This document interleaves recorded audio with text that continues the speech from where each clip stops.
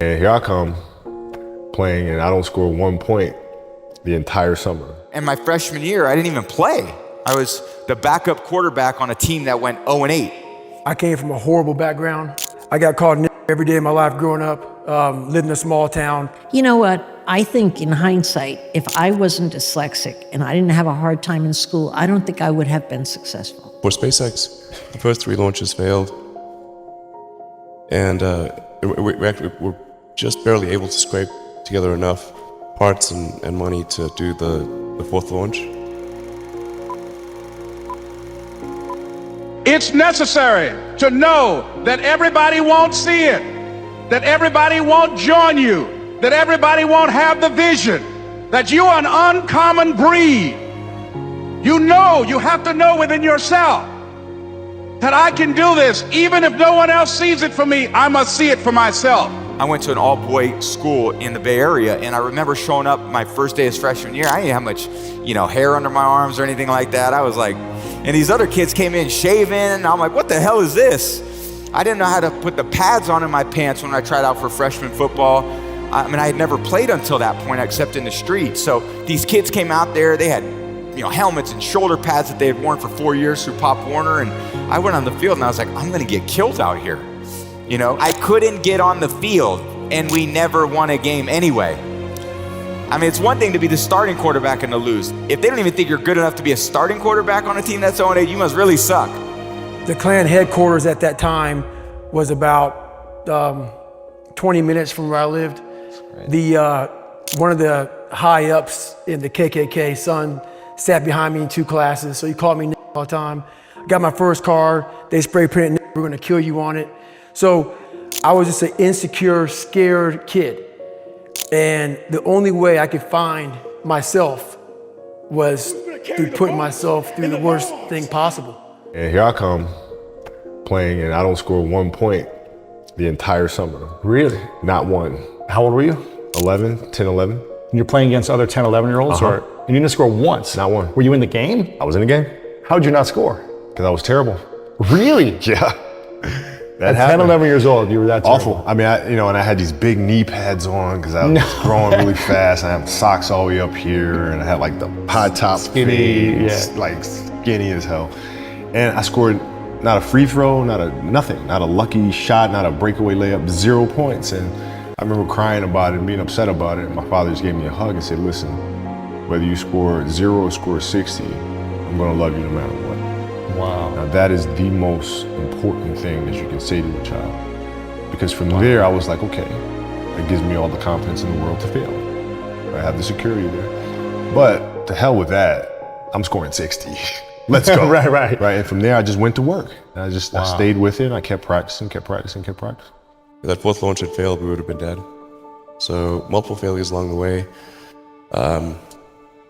I tried very hard to get the right expertise in for SpaceX. I tried hard to find a great chief engineer for the rocket, but the good chief engineers wouldn't join, and the bad ones, well, there was no point in hiring them. So I ended up being chief engineer of the rocket. So if I could have found somebody better, then we would have maybe had less than 3 failures. I had one teacher in 3rd grade that really gave me a label that stuck with me till I got out of high school. She said to me, if you don't learn to read, you'll always be stupid. And she said the word stupid with such disdain. That was the first time I really heard that word. Before that, no one told me I was stupid. Stupid, that's what's wrong with me, I'm stupid. And that's when I got quiet. That's when I just shut up and never talked again in school. Because I didn't want to be called on to read out loud. I mean, for me, my idea of hell on earth was being told to read out loud, which was typically how you learn to read those days. You go up and down the aisles, your turn to read. I mean, nothing was worse than me going, and all the kids laughing and snickering. In the process of working on your dreams, you are going to incur a lot of disappointment, a lot of failure, a lot of pain, a lot of setbacks, a lot of defeats. But in the process of doing that, you will discover some things about yourself that you don't know right now. What you will realize is that you have greatness within you. What you'll realize is that you're more powerful than you can ever begin to imagine. What you will realize is that you're greater than your circumstances, that you don't have to go through life being a victim. For me to become the man I wanted to become, I saw myself as the weakest person God ever created. But I never blamed God for anything he did to me. So I wanted to change that to be the hardest man ever created. Am I that? I don't know, but you had to have a goal. And my goal when I was sitting there, not going to school, being bullied, having no self-esteem, my goal was the only person that's gonna turn this person around is me.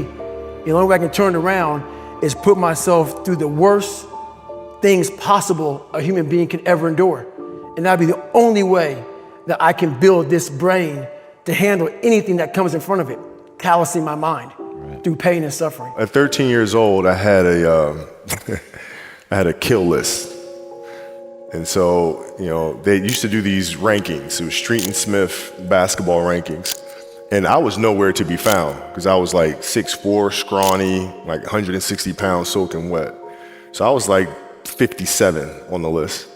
And so I will look at 56, 55, all the way up to number 1, who these players are, what club teams they played for. So when we go on an AAU travel circuit, I got to hunt them down, right? And so that became my mission in high school, is to check off every other person, all those 56 other names, hunt them down and knock them down.